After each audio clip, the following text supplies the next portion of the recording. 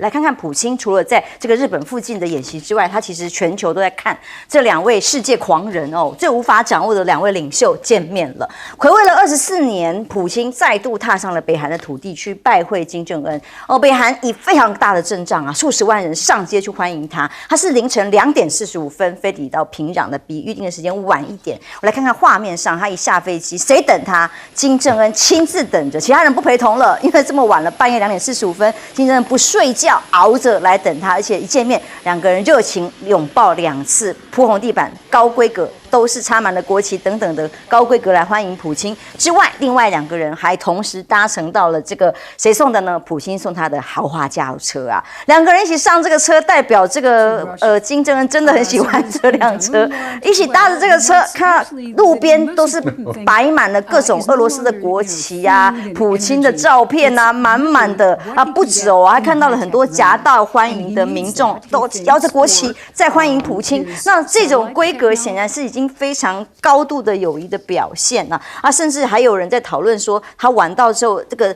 金正恩还是坚持在等着他。在很多的国际会议里头，普京所代表的意义是不是要展现他的主导权，以至于他出去的时候就是要晚一点点，让大家等他？不知道。但无论如何，他抵达平壤之后，大家都在看说这2个人会做出哪些决定，会影响世界什么重大的一个局面吗？那在朝鲜官方日报，普京特别发了一篇文章，写到的是什么呢？俄罗斯人支持朝鲜跟英雄人民对抗阴险狡猾、危险的侵略者，还有要为所谓独立跟自主发展道路而进行的斗争，未来也会一直支持他们。所以到了北韩访问，要提升2国的国防关系，成为一个新的全面发展进程，这个非常重要。北韩专家说会寻求什么呢？包括让北韩加入金砖吗？让平壤可以加入金砖集团吗？那接下来金砖本来只有5国，接下来11国，有40几国在等待之外，如果北韩也加入，又是一个什么样的局面？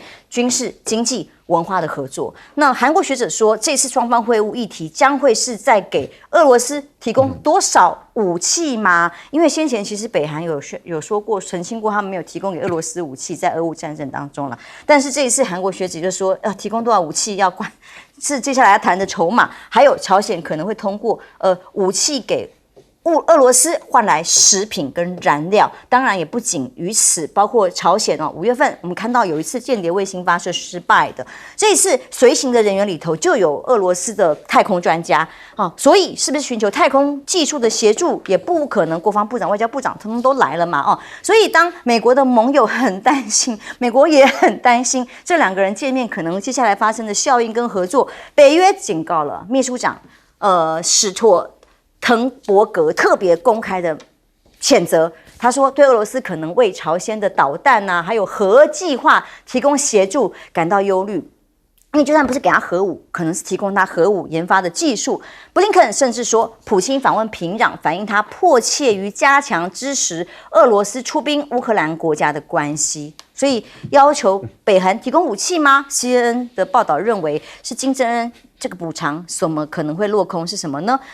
又浓缩反应炉设计、潜水艇、核潜艇这些相关技术，有没有可能普京会不愿意？ CNN 说不会，不愿意给他啦，因为这个普京也很怕，真的北韩核子武器发动的话，毁灭的可是人类等等，不希望这个地区爆发核战，这真的会这样吗？不知道。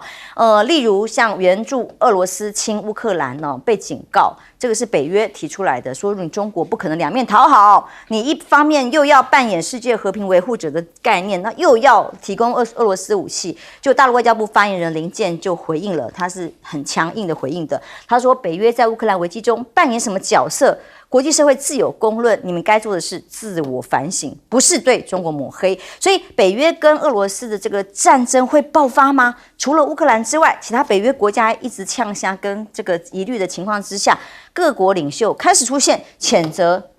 普京的声音包括苏纳克，虽然他现在选情很不妙，可能自己都自顾不暇，但英国首相苏纳克就说，俄罗斯大约80%的战场零组件都来自中国。英国还有其他国家已经制裁为了俄罗斯国防工业提供便利的中国实体。连马克宏法国也警告了，如果中国允许俄罗斯的战争经济继续延长，非法战争的话，中国将付出代价。马克宏跟先前的态度好像又不太一样哦。赖教授，当我们看到这两位政治强人、全球的狂人见面的时候，看起来气氛很好。接下来的合作呢？我觉得这次合作，韩国的分析家、观察家，我的判断他们低估了。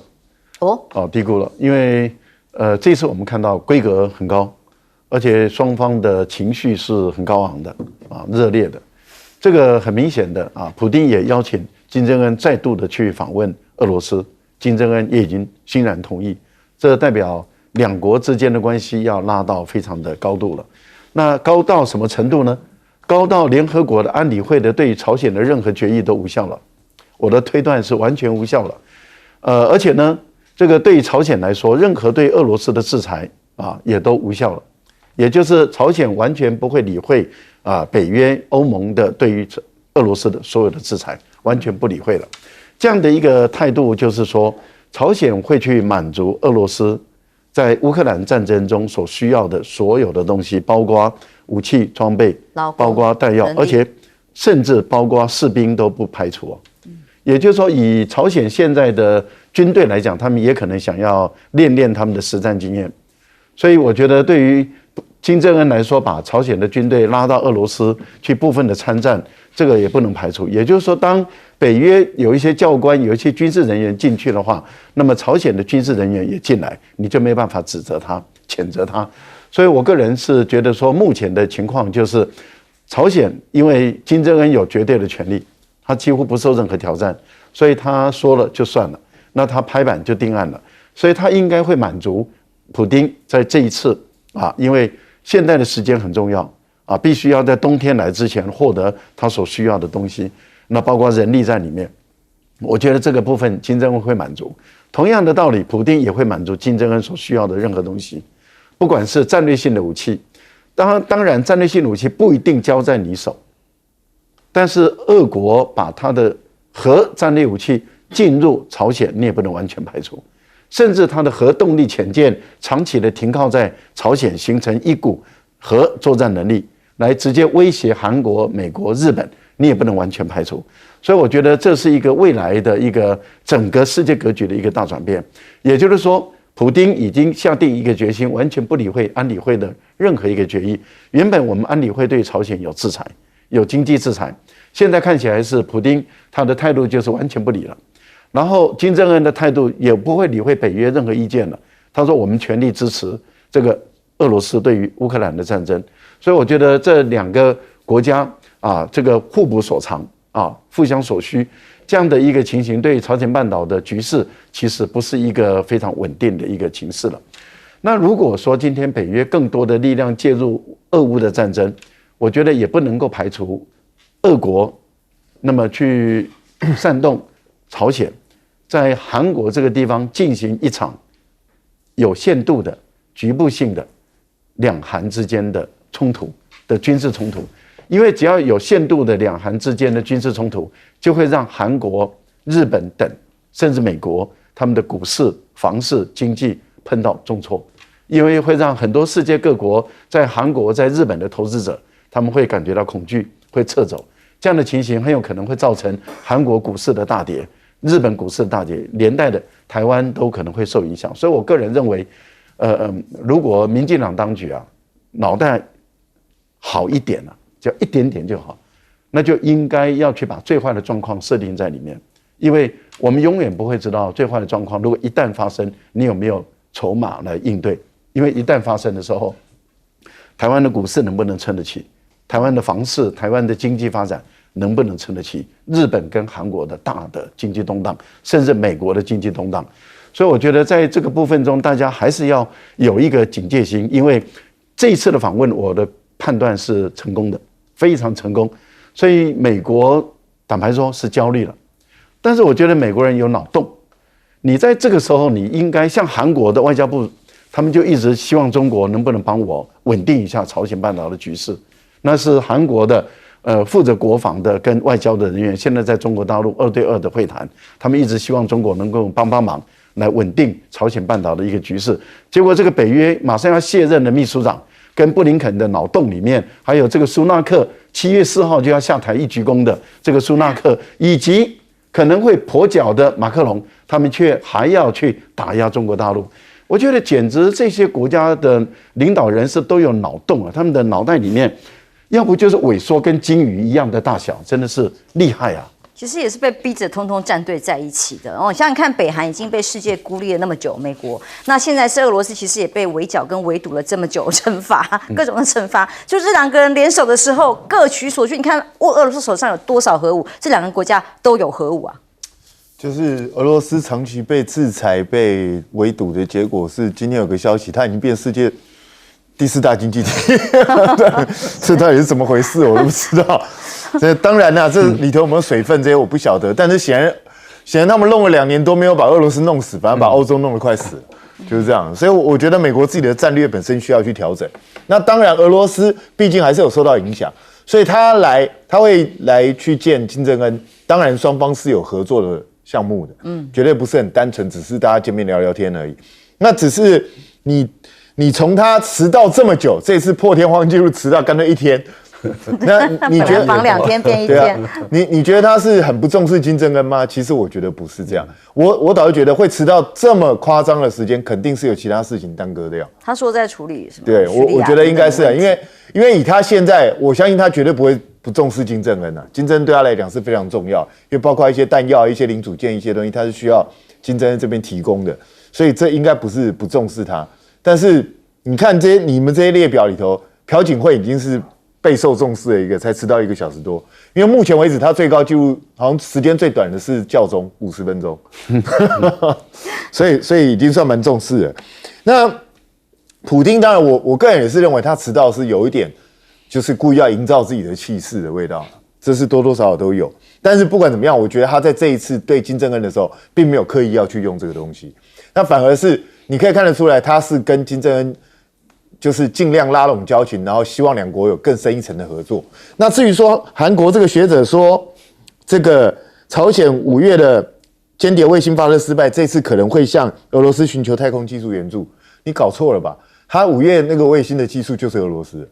好不好？那一直就是他的。你觉得朝鲜有这么快的短时间之内就可以飞弹技术、卫星技术突飞猛进吗？不可能的啦，这一定是俄罗斯不断的在提供他这些技术。那当然，我认为双方在未来在导弹的技术方面的合作会更加深化，所以你很快就可以看到那个北韩的这个卫星跟导弹技术有大幅度的成长。那可是呢，对于这样一个态势，因为现在等于中国大陆、朝鲜跟俄罗斯3个已经结为一体，那你这3个结为一体之后，这对整个东北亚来讲都是一个很不好的消息。因为即使美国跟南韩已经不断的在北韩附近演习，不知道演习上百次了嘛，可是显然你也弄不死金正恩，而且还逼着俄罗斯跟那个北韩有更深一层的合作。所以接下来的态势其实对美国来讲非常麻烦，因为美国本来打的如意算盘是，他把这个让日韩，然后澳洲，然后菲律宾大家一起共同来在南海台湾这个地方去围堵中国大陆。就现在变成光是一个北韩，你就要分日本跟韩国，你要去看住它，你就少掉一半的人了。然后在南海这个地方呢，菲律宾本身是没有实力的，美国自己要分兵去不说，你看澳洲或是其他的来，因为美国叫他所有盟国几乎都来南海一遍，可是每一次又来个1艘2艘，演个习就回去了。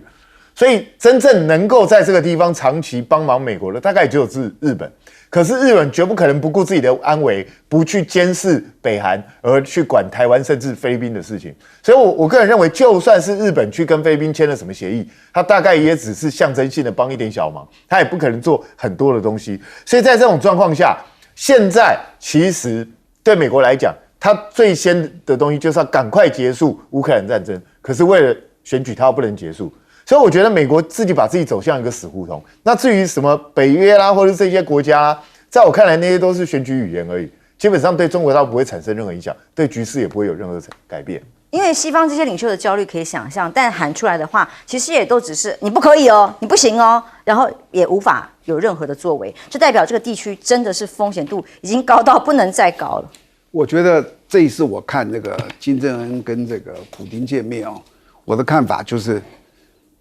他真的产生一个很大的作用在哪里哦？这个历史上你去看哦，关键人物在关键时间点的见面哦，通常对这个世界影响很大。好比说，二战结束1945年的雅尔达，这个罗斯福、丘吉尔跟斯大林这3个人的见面，就论定了二战以后全世界的这个格局。这个格局一直影响到今天，还影响我们。再说1972年尼克森去见毛泽东，2个人谈完之后，就改变了冷战的格局。让中国加入了美国去抵制这个俄罗斯，这个苏联。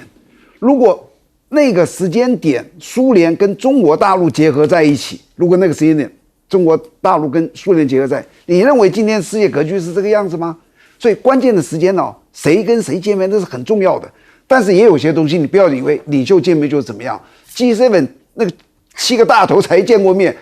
80多个国家好像又在那个什么什么地方签署什么东西。我问你，有什么效果？完全没用。为什么？因为他们自己位置都不保。可是你去看啊，上个礼拜普丁跟习近平见面，现在普丁跟金正恩见，你有没有发现这3个人都在这个国家是一锤定音？他们的见面可不是普通见面啊。我举个例子，昨天好比说。这个普丁说希望你多提供我一些弹药，金正恩说好，我给你今年我提供你100万枚，然后普丁说能不能增加到200万枚？如果金正恩说好200万枚，你知道这个全世界没有一个人讲话比金正恩讲话更实在的。他说200万枚，我可以告诉你，整个北韩的人民加班加点的也会制造出200万枚，所以他的那个关键就非常的重要。然后你再看，这些都是大男人，东方人很少抱来抱去的。就你看上一次这个习近平跟普丁抱在一起，昨天金正恩又跟普丁抱在一起。如果你是乌克兰的人民，你看到他们在一起，我不晓得你心里有什么感想。如果我是乌克兰人民，我就会讲，这场战争不必打了，输赢了。已经打2年半了，已经打2年半，而且他背后有这2个人在支持他。对不对？所以你说后来这个北约一直指控说这个中国在支持俄罗斯，指控他们什么？其实我不晓得北约人有没有想过，乌克兰不属于北约，北约被打，你没有责任要去支援乌克兰的。你说有个条约嘛？我们的北约的条约说，谁打我，我们就一起去防卫他。乌克兰不是啊，你们北约是站在什么立场去帮助乌克兰的？那中国大陆还只是提供一些不是真的武器弹药。那你们就把它说成这个样子，所以讲别人的时候，先想想自己。我觉得北约真的是站不住脚。所以西方国家当然现在在俄乌战争当中是以抗中打中的这个角度在发言，但是中国大陆在做什么呢？他在跟其他国家，包括中国总理李强再度去了马来西亚，他刚访问完澳洲，马上又飞到马来西亚。那这次见面是因为建交50周年，双方要谈什么？李强表示，建交50年之后是一个新起点了，进一步要加强战略对接，深化各种合作。所以呢，包括基建啊，这个“一带一路”啦，命运共同体建设要更深入。签了5年的经贸协议，接下来对瞄准的当然就制造业啦、数位经济啊这些优先事项产业链。那甚至当然我们都知道，马来西亚首相安华他也要加入金砖国家，力推全球南方。这个访问他强调是他要在中美之间取得平衡啊，没有在一边单边的压的了啊。所以在讨论双边的全球问题的时候，他也提出来，包括了这个东海岸的衔接铁道啊，奠基仪式之后，未来还有更多500亿各种的美元的500亿，这个是这个美元106亿了的项目啊，要“一带一路”要合作，所以基建有了中国可以靠，对马来西亚很有帮助。而秘鲁呢，总统也要访华。这个新闻我看到内容的时候觉得很有意思哦。秘鲁还特别设了一个，经过国会同意啊，2月1号要设秘中友谊日啊，好朋友啦，友谊日。那访华之后要告诉大家什么？要引入中资，不会招致美国的怨恨吗？那包括这个本月要底就要访问中国，还参观华为啊、比亚迪啊等等，要寻求更多中国的投资。美方虽然一直强调，你记得他那个港口啊，引起了成为一个在东南亚达里美洲非常重要的前港啊，但这个虽然有一些议会上面的各种法令上的疑虑，最后他们修法全部解决，所以告诉大家，全力的跟中国大陆要发展合作关系。但美国呢？美国方面在众议院这里呢，刚刚做了一个新措施，为了要减低对中国关键矿产的依赖，通过了法案，要削减中国在关键矿产供应链上的主导性哦，把这个任何的关税提高之后，就可以少一点依赖了吗？那或者不止自己国家要管，也管到包括日本啊、荷兰啊，要他们不可以出口更多的晶片设备给这11家列入了管制名单、限制名单，要全面的围堵晶片的发展嘛。美国学者也对内喊话，因为现在选举期间嘛，拜登的政策有没有办法做到呢？因为经济一直是现在对于选情最大的危险，所以华府智库这个最新研究计划的主席就说了现在目前美国对大陆竞争策略是分散、矛盾、缺乏重点所以像包括了完整的经济策略啦，扩大对大陆的进口的管制啦，都还不够，所以他认为还要更加大跟大陆经济脱钩还要再做下去吗？那这个经济上面对于拜登的影响会更大吗？因为他已经开始胡乱喊话了吗？这是在一场这个会面里头跟北约秘书长见面，记者问他问题，他怎么回答？看看现场画面。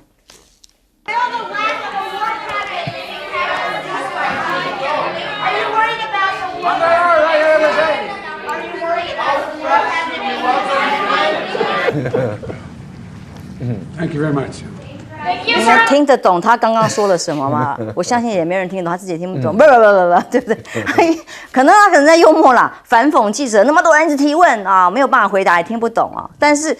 因为他习惯，其实还有回答，还有笑容，还比较正常一点，总比不知道在往哪里走的方向感觉好一点。但美国现在被说呢，要致力于恢复中东和平，真的吗？好，无论如何，对于以色列来说是不见得要听美国的话，一直都是如此所以最新的消息是，美国的以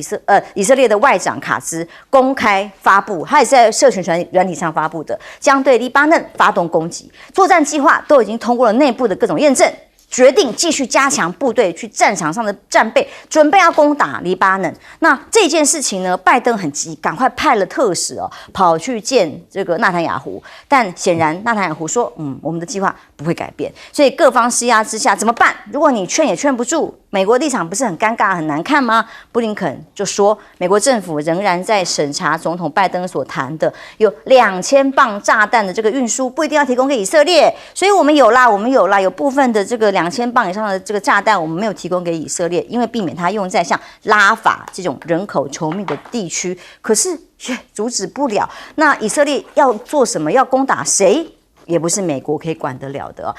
赖教授，我们从东南亚、拉丁美洲看到中东，安华的态度很明白，就是要跟中国大陆建立很紧密的关系，更深一度到生命共同体这样的一个高度。当然，他也希望跟美国也一样维持很好的关系，所以他不想选边站。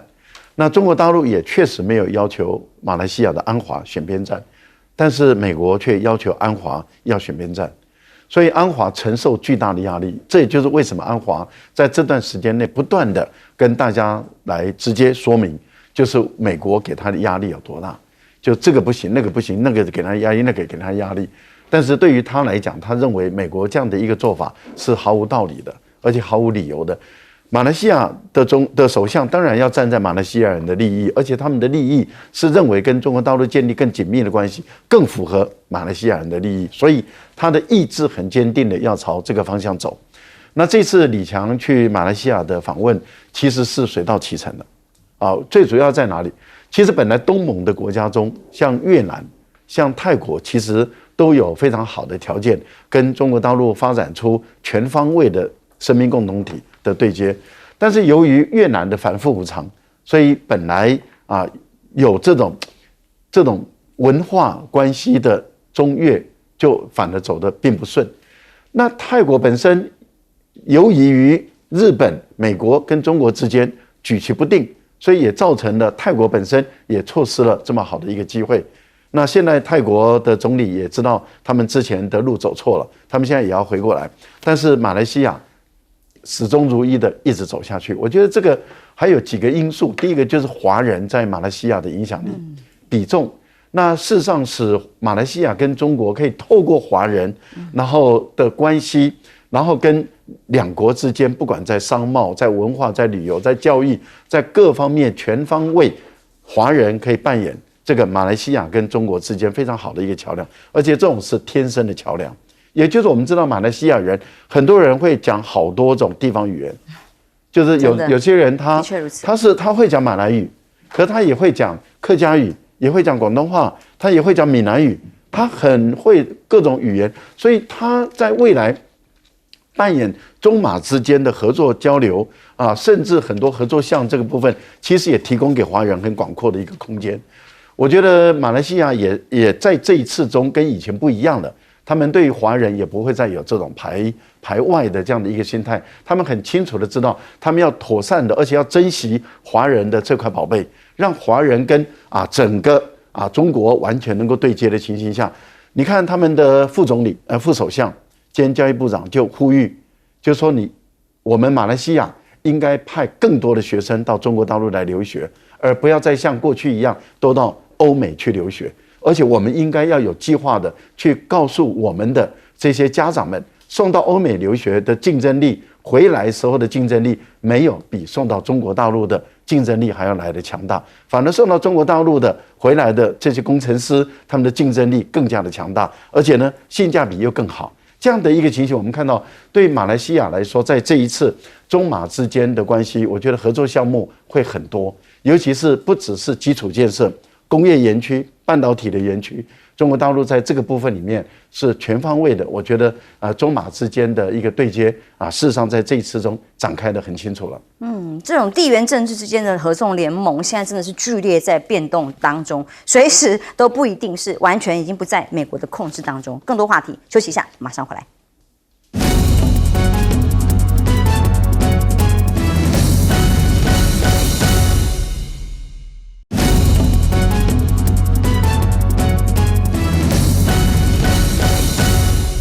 俄乌战争打了2年半，还没办法结束，以哈冲突也还在打，但以色列现在宣布还要再打黎巴嫩。老实讲，现在美国多挺以色列一天，就是跟这些穆斯林国家就离得越远一天。那美国跟穆斯林国家离得越远一天，就是把这些国家推向中国大陆一天，基本上就是这样。你现在是马来西亚或是其他的这些穆斯林国家，你如果要选择朋友，你会选美国还是中国大陆？当然选中国大陆会比较好。因为你选美国，你可能会变成阿拉伯世界公敌，所以你干嘛去做这件事情？但话说回来，美国现在好像对以色列就是完全没有任何制衡能力。本来好不容易安理会已经通过了，美国还告诉大家说，以色列纳坦雅胡也同意了，就是要停火了。结果呢，现在纳坦雅胡居然暂时内阁已经结束了，所以到底发生什么事？然后他的部长现在又说可能会直接对那个黎巴嫩真督长开战，而且听说他们准备要让黎巴嫩被打得很惨，那是怎样？这个加沙走廊这边还没结束，你向北边又要再拓展战事，那当然美国我相信他一定会去劝他不要节外生枝，可是真的劝得了吗？那以色列现在到底是什么状况？纳坦雅胡一个人决定所有的事情，因为他暂时内阁解散了。那接下来这个到底算是什么状态？那他们是要重新组内阁，还是要重选，还是要怎样？现在也不知道。所以我觉得以色列的事情充满了吊诡。那美国显然展示出了美国在二战以后的最大弱点，也就是头一次美国对一个国家完全无可奈何，不知道该怎么办。你又不能打他，那你也劝不了他，然后还要继续给武器呢。是，而且这个人跟你要，这个国家跟你要什么，你还不敢不给，这就是尴尬在这个地方。美国完全被牵着鼻子走，一点抵抗能力都没有。我觉得这个是二战以后美国在世界上最窝囊的时刻。可是没办法，因为美国的经济就是被犹太人抓住。所以拜登也没解，但是这个情况持续下去，我认为拜登的选情一定是极端的不利。那可是我更担心的就是现在纳坦雅胡的暂时内阁没有了，那接下来以色列自己会不会出现内乱？以色列如果内部也动荡不安的话，因为以色列这个国家跟我们一般国家比较不一样的地方，他们的暂时内阁之所以解体，是因为有人认为纳坦雅胡太保守，认为他不够激进。所以他已经被人家视为是屠夫了，他们内部人还认为不够激进。那万一以色列内部产生一个什么变化的话，会不会有更鹰派的人出现来主导这个战争？那是不是就是北打黎巴嫩，南边去消灭加沙走廊？那整个情况恐怕会变得更糟。而且即使换了一个人恐怕美国还是一样对他束手无策，那就是这个中东的悲剧要越演越烈到这样的一个地步嘛。所以我真的是难以想象这个东西到底要如何收拾。真的，我觉得拜登应该要展现你一点 guts 出来，不能再让以色列这样恶搞下去。不管是美国希望这个乌克兰撑下去，还是希望以色列要停止所谓的攻击，显然两边他是不是都能够还有影响力，都还不知道。待会回来，我们请舰长来帮我们分析。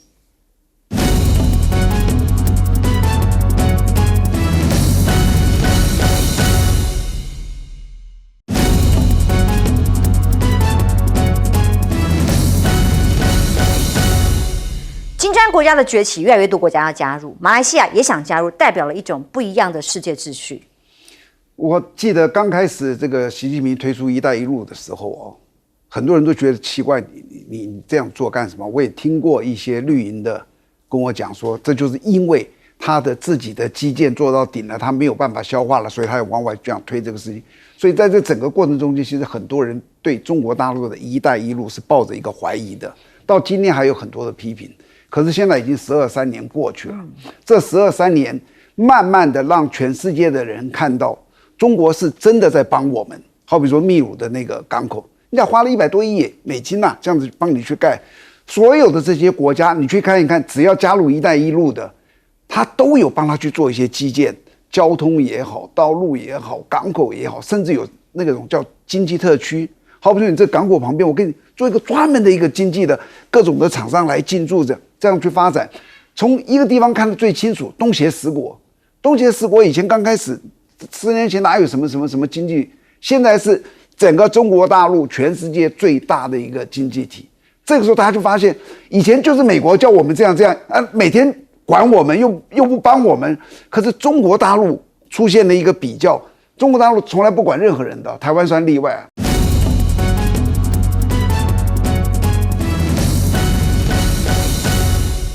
观众朋友平安，欢迎收看 TBS 新闻大白话，我是王浅秋。这期国际及国内议题的来宾，第一位是资深媒体人谢寒冰冰哥，主持人好，大家好。国际政治专家赖岳清老师，主持人好，观众朋友大家好。前张检舰长黄征辉上校，主持人各位观众大家好。来看看几个最新的话题哦，关于美国到底是要激怒中国大陆，还是大陆要反过来激怒美国呢？这是另外一个在南海冲突里有位学者的分析跟报道。他认为说，北京想知道美国是不是想打另外一场战争？除了台海之外，南海有这个测试的可能性吗？所以15号之后，中方开始进行了一些登船的检查，跟菲律宾之间的产生的冲突。而既然美菲之间有战略合作的关系，那么如果双方发生冲突的时候，美国动不动？美国反不反应，这是一个试金石吗？那无论在战略或各种层面，其实菲律宾跟美国的条约盟国是没有模糊的地方的，所以就看美国的态度如何而已哦。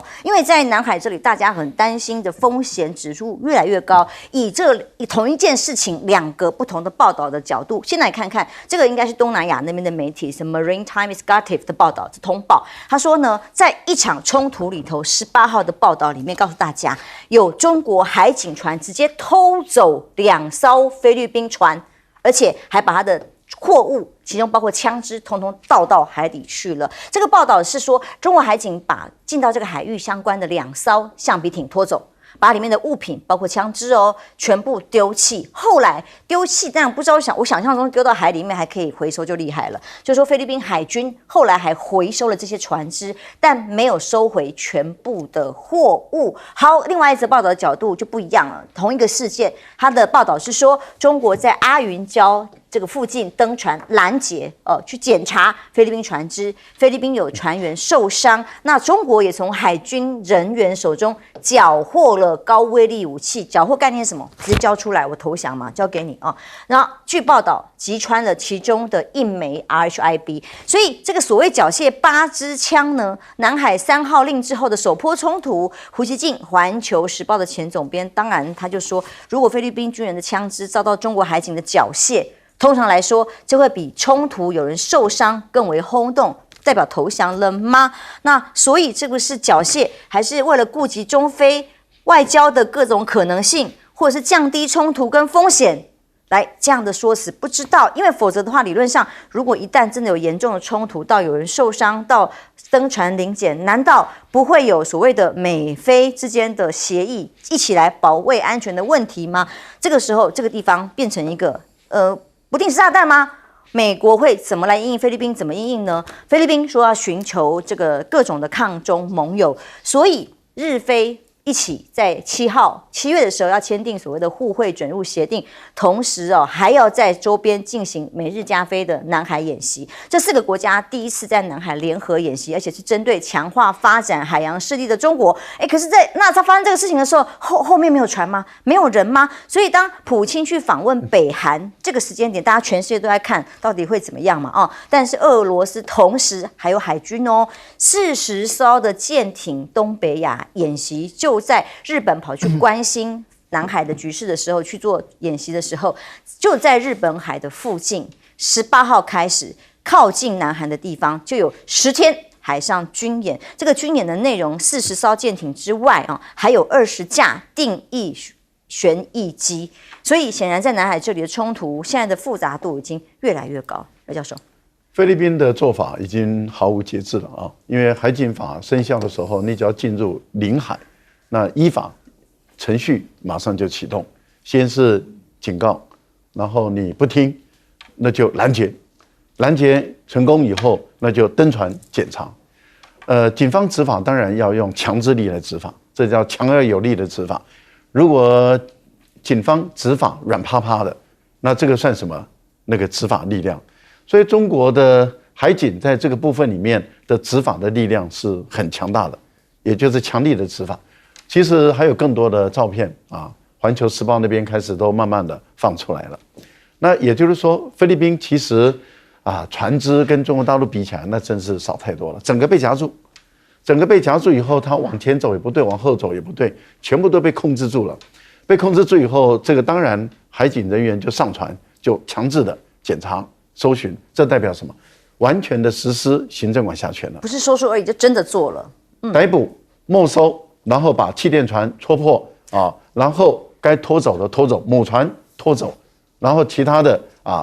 扣押，最后经过协调谈判放回去，但是已经提醒你下不为例，不要再犯了。对于菲律宾来说的话，他当然一直在看的就是背后不是正在举行军演的美国、加拿大、日本跟菲律宾4个国家的海军就在那个海域举行联合军演，结果他们什么都没做，什么也不敢做，这第一个。第二个呢，那菲律宾的海岸巡防部队呢，对于这个捕击船跟小艇，他们也什么都不敢做。然后第三个呢，这些小艇的人员都是陆军的所谓的特战部队的，那就是所谓的菲律宾的特种部队的精英，结果被中国大陆的警察就直接控制住了。这个坦白说，脸丢到世界各地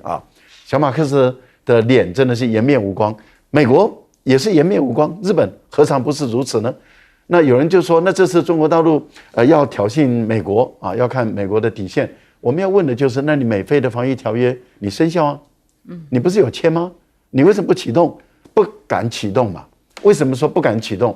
美国心知肚明因为兰德公司再怎么样做各种模拟那个测试，就是怎么样在做兵推的时候，美国的海军在南太平洋，尤其是在于南海这个地方，短1个礼拜，长2个礼拜全军覆没。以美国现在的造舰能力，美国维修一个战舰都要18个月，要排队等18个月。美国现在根本没有强大的造舰能力，而中国大陆1年可以造一个法国的海军，可以造一个英国的海军。英国以前不是说我是日不落国吗？那英国现在的海军，中国1年下水的船可以抵得上你英国的海军。所以美国自己知道，如果它现行的这些船舰被击沉的话，美国将会成为名副其实的弱鸡，也就是它的战力就再也投资不了远地方了。因为当它没有海军、没有空军的时候，它根本没有办法把它的部队投到远的地方。这个时候，全世界过去被美国欺压的国家全部都会站起来反了。所以美国很清楚知道，它跟中国大陆打不起，也不能打。这一打对美国人来说的话，那后患无穷，所以就装腔作势。但是问题就在于，装腔作势对大陆没有用而且大陆没有要打一场代理人战争。为什么？大陆对于菲律宾没有领土的野心，也就是没有要去占领吕宋岛，或是要去控制巴勒望岛，或是要把苏禄岛把它并吞了。中国大陆没有这个野心，没有这个野心。那如果说我们讲说，假设中非一旦交战，那一定是惩罚性的战争，就是一股气就把你的有生战力摧毁殆半。那打完了以后就退回来，就守在那个地方，看你美国敢怎么样。当初打印度不也是如此吗？把印度打得落花流水，打完了以后也没有把那个有争议的土地就收回来了，要用谈判的方法解决，因为那才是一劳永逸。不然的话，中国大陆当时就可以把那个土地拿回来啊，没有这样做。打越南不也是如此吗？把越南整个推回谅山的时候，那也没有说把这个中越边界的那个土地就整个谅山全部都收回来，也没有这样做。为什么？可以用谈判的方法来解决。这代表什么？惩罚性的战争。那如果菲律宾真的要跟中国大陆交战的话，菲律宾将会面临的是中国大陆惩罚性，也就是说直接把你的武装力量摧毁，然后看你美国敢不敢介入。我的判断美国根本不敢介入跟解放军直接的交战。国际很多学者在看这一块，因为这里担心南海冲突有没有可能真的一触即发，尤其这种登船临检一下子又把船给没收，一下子又有人员受伤，那这一次、两次、三次，如果都菲律宾没有反应的话，会变成惯例，那就是代表了中国大陆的执法权已经获得了同意啊。我相信所有的观众看到这些情形，心情都不好，都在担心为什么要这个样子。我以前一直也是觉得好烦恼，可是我最近想通一件事，我突然整个的观念转过来。我现在坦白告诉你，我站在台湾人的立场看这个事情，我不是站在世界和平的立场。世界和平，我们当然希望世界和平。我站在台湾人的立场，我期望菲律宾闹得越大越好。你知不知道为什么？我现在告诉你为什么。因为菲律宾他凭什么敢闹？因为美国在支持他。菲律宾的国力比台湾还差哦，他的海军、空军跟我们比都差很多啊，他的排很后面。他为什么敢这样子去挑衅中国大陆？因为有美国在支撑他，他认为你看美国老大哥挺我们，所以他很活泼的，勇于挑衅，而且乐此不疲。那你认为中国大陆会一直忍耐下去吗？显然现在是已经表现他们的。接下来我就在看，如果中国大陆将来有一天他真的动手之后，我这样子讲，菲律宾跟美国有这个叫做美菲防御条约嘛，对不对？共同防御条约，他在菲律宾有9个基地，他在菲律宾还有这个装了中程飞弹。我刚刚说的每一样东西都是台湾跟美国完全没有的，我们是完全没有的。他们有这么多东西，如果真的解放军动手打了菲律宾，结果美国完全不介入，你认为能不能够给我们台北一点警惕？人家那个样子，他都不介入。那你什么都没有，什么防卫条例，你凭什么期望美国一天到晚跟台湾的人民说美国一定帮我们，美国一定来，拜登说了什么东西会来？我告诉你，那就是现实的例子摆在那里。那我现在为什么期待他闹起来？我觉得上帝现在是很照顾两岸的，他不断的把一些例子摆在这里啊。俄乌摆了一个代理人战争，好，很多这些台独是不信的，美国还是一定会来挺我们。你看跟我们现在多好，菲律宾。如果在这之前或者过了打起来了，结果美军都不动手，我请问你还有叫做什么理由去说服台湾人说美国会帮我们？不可能的，这是一个。第二个，你说这个菲律宾还在找寻盟友，不必了，美国不来，没有一个人敢来，只有美国敢，这个世界上敢跟这个中国去顶撞。然后再来一个就是最近的俄罗斯在这个日本海的这些演习啊，我觉得他在充分的在表达一件事情，我游刃有余啊。东边的那个俄乌战争对我来讲根本不是一个大事情。你看我还有这么多的船在这里，来你日本这边逛一逛，来这里也同时在警告你们，也同时在尤其告诉北约，我还没有出全力呢，对不对？再加上他最近跑的这些地方的，无论是中国或是在等一下我们会谈的这个金正恩的这个东西，通通告诉我们他现在游刃有余的很。那最后呢，我就要讲一下，就是大陆现在公布这个海警的这个新规定啊，记住海警是海上警察，他临检你的时候，你真的要听他的，因为他具备这个海上检查的这个权利，他的维持是维持治安。所以刚刚讲说，如果中国大陆真的硬干，他算硬干了呀，他已经做了呀，他就已经登船了，也把这个包括船上的所谓的器械通通没收，或人员也有盘查啦。那菲律宾呢？这个事情出来之后，那个印太沙皇 Campbell 就有打电话给菲律宾的部长，说我们绝对遵守美菲共同防御条约，然后说菲律宾你不要怕，我们美国一定会给你支持。如果你真的遵守美菲共同防御条约，你现在就应该要打。真的啊，因为美菲共同防御条约里头讲得非常清楚啊，只要是任何菲律宾的公务人员或是军队遭受到攻击的时候，美国有出兵的义务哦。所以美国早就应该出兵，而且不只是现在这一次，上一次他就应该要出兵了。那结果呢？美军在哪？怎么没来？所以我觉得小马可是本来打的算盘是，他跟中国大陆闹冲突之后，结局就是让美国跟来收拾吗？中国大陆对上。可是他显然想错了。因为他中了美国的战略忽悠局的计，你知道吗？就是人家美国在台湾是战略模糊，他在南海叫战略忽悠，他就骗了菲律宾去碰瓷，去跟这个中国大陆碰瓷。他碰瓷完之后呢，菲律宾以为会有人来救他，实际上就没有。然后讲这一次大陆还算是因为刚开始执法嘛，你也是初犯嘛。所以他虽然一开始先把人都扣住了，武器货物都扣住了，后来就算了，还是把你放回去了。他船本来也都被扣住了，是，后来都放回去了。那下一次呢？下一次就很难说了。而且更多次就变惯例喽。对，下一次菲律宾自己就要考虑，如果再出现这样的状况，你的人搞不好回不来啊，你搞不好被抓去海南岛关起来啊。我想这不是不可能会发生的事哦。那我刚给主持人错误的提示，其实这个 The Maritime Executive。它不是东南亚的媒体，它是美国佛罗里达的媒体，它是专门报道航运海事的这个媒体。谢谢你补充资讯，谢谢。ABS-CBN 才是菲律宾的媒体哦。那实际上你看，真正在大肆报道这些，或是报道这些细节，倒过来立场就是这样子啊。我想菲律宾人可能很气，你知道，就觉得说我们的政府居然敢动，那你应该要手到擒来啊！你要知道，大陆出的是海警，菲律宾出的是特种部队。好尴尬，那结果是特种部队被海警俘虏，这个就很难看嘛。所以我觉得经过这一次尝试之后，如果在这种情况下，美国都没有来救你，只是打个电话的话，我觉得小马可是自己心里头要考虑得很清楚，你再继续这样跟中国大陆对着干，恐怕接下来脸会丢得更大，而且美国还是不会来救你，因为美国要的并不是要去救菲律宾，美国要的是这个画面。他的目的是要告诉全世界，你看大陆好凶狠，把菲律宾人抓起来了。他要的只是这个画面而已，菲律宾就负责演被抓那个，就是这样。那菲律宾人要去演这个角色吗？那至于普丁为什么要在日本海这边